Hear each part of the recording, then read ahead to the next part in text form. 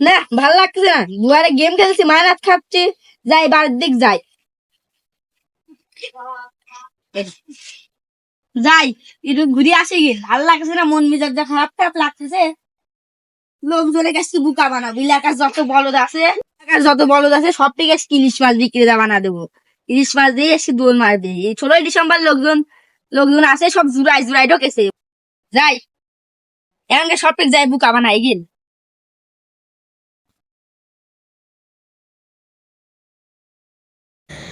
এই ইলিশ মাছ আছে, ইলিশ মাছ লিয়ে যান, ইলিশ মাছ। এই ইলিশ মাছ গেল না আর কিছু, এ তো পুরো রকেটে গতিতে চলে গেল। কিন্তু ইলিশ মাছও তো নাই, সাইকেলে যে গতিতে গেল। ঘরটা তাড়াতাড়ি তালা দিয়ে তুই যা, ইলিশ মাছ হচ্ছে না তাই মনে হয়।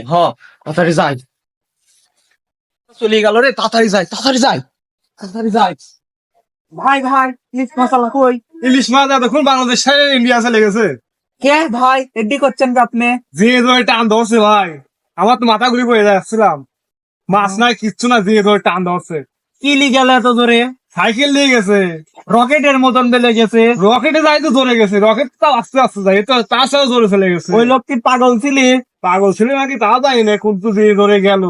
আমার বছর বউ মারা গেছে, নাহলে বউ ধরে গেছে। আজকে 16ই ডিসেম্বর একটা দিন, আমি ইলিশ মাছ দিয়ে ভাত খাবিছিলাম, বউ কাছে ইলিশ মাছ নিয়ে আসে। আমি তো থামাইতে চাইছিলাম, যে ধরে টান ধরছে, আমি তো মনে করি বাতাসে উড়ে যাবো।